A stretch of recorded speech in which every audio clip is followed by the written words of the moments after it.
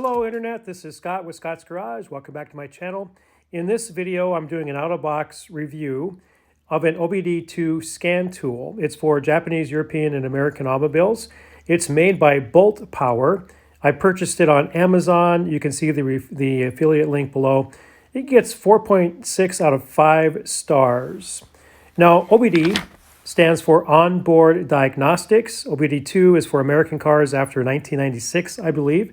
This is more than simply OBD2, though. It's made for foreign cars. So it's eobd, which stands for European Onboard Diagnostics. It also says CAN on it, which means Control Area Network for Next Generation Protocol.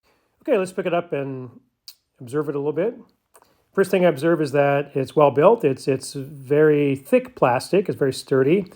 It feels good. And my guess is it cleans up rather easily. Sometimes your hands can be greasy and stuff working on cars. It comes with a 2.5-foot cord, which gives you just enough room to plug it in and be able to easily pull it up so you can see the monitor easier. The plug itself is also very sturdy. Now, the reason I bought this OBD2 reader, I already have one. It's a Wi-Fi one.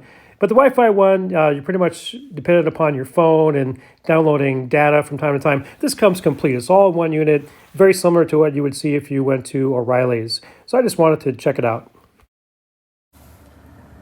So perhaps a question to answer is, why get an OBD2 reader? I'm a do-it-yourselfer, so engine codes come up on vehicles from time to time, and it's just good to be able to figure it out and troubleshoot and potentially save a lot of money in fixing it yourself. Now I'm going to plug it into our Escape. It's the first time I've plugged an OBD2 reader into this, and so I just simply want to check it out for the first time in this vehicle. Okay, this is a 2017 Ford Escape. It says OBD right there, and just open it here.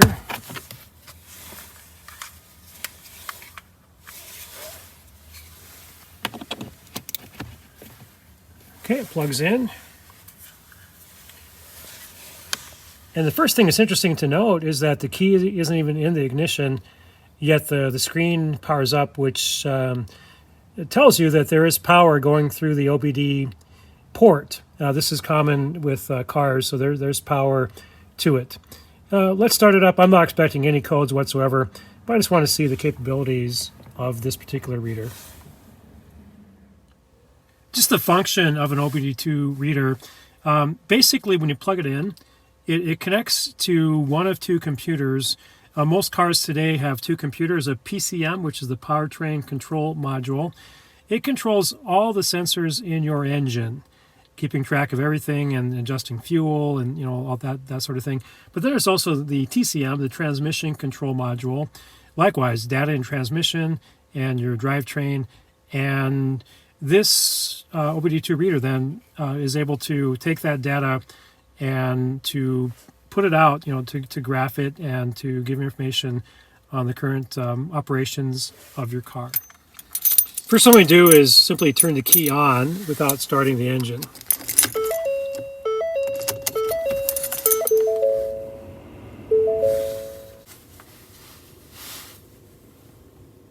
Hit the VIN button. Okay, so VIN, it just puts in the VIN of the vehicle, and it synchronizes then the OBD2 settings with this particular vehicle.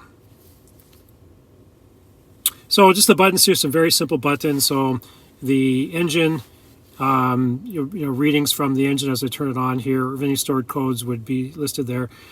This is a linear graph, so every monitor that the computers monitor, you can see linear graph, if you want to visualize it. This little box here stands for information. So if there is a particular code, you can hit this and see what the code means. It will kind of give you just a description of the code.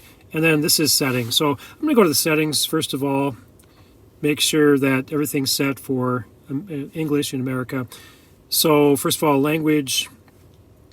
Oops. This is meant for domestic, but also foreign vehicles.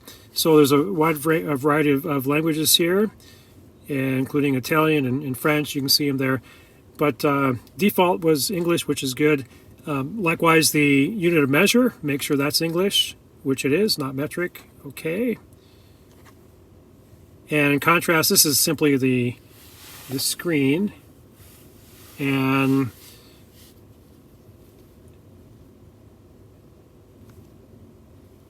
it's kind of at 60%. If I increase it, that's not good.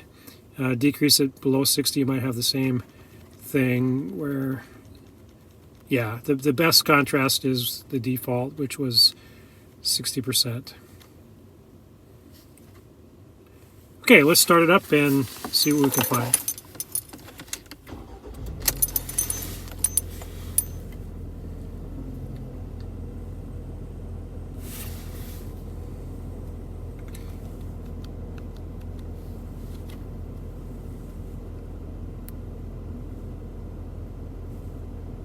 Okay, so read codes. I'm not expecting any codes.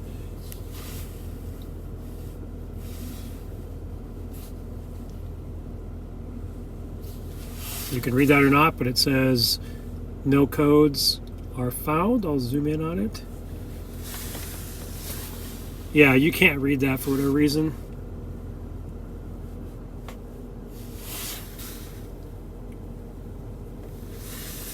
Okay, for whatever reason, the camera, you can't see what I'm seeing, but it says read codes, and hit that, and no codes are found in the module.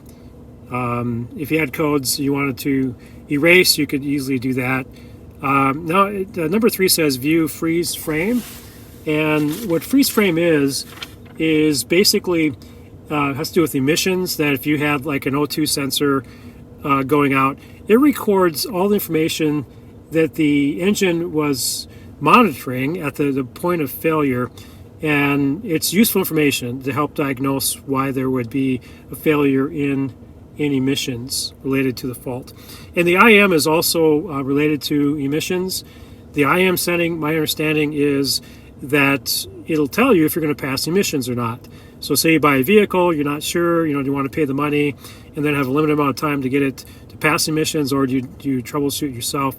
Well, the number 4 IM readiness will help you to do that ahead of time. Now, I'm just going to read off the page here as far as the capabilities of this. Many basic features such as reading codes, erasing codes, viewing freeze frame data, retrieving IM readiness status, real-time curve and viewing vehicle information, evaporative system monitor, O2 sensor monitor, secondary air monitor, AC system monitor, fuel system monitor, comprehensive components monitor, heated catalytic converter monitor, misfire monitor, EGR system monitor. So this is a very comprehensive OBD2 reader, and I like this. I have a different reader that's simply a small unit you plug in, and then it syncs with your phone via Wi-Fi or some are Bluetooth. But this isn't that way. All information is in here, and it's just contained, and it's nothing fancy, but it's very capable, and I think this will serve me well. Now, a couple other things about this is that the DTC, that button stands for Detect Trouble Code. So you can bypass all this, simply hit Detect Trouble Code, it reads the codes, and likewise it's reading right now that no codes are found. So I think this is a very good quality OBD2 reader. I can understand completely why Amazon gave it a 4.6 out of 5 stars, and a very good price at $28.99. See the affiliate link below, and you can order through that if you're interested. This is Scott with Scott's Garage. If you got any value at all from this review of this OBD2 reader, please give me a thumbs up. It costs you nothing, but it's of great value to me. If you're not subscribed to Scott's Garage, please subscribe, and I look forward to seeing you in the next video. Have a great day.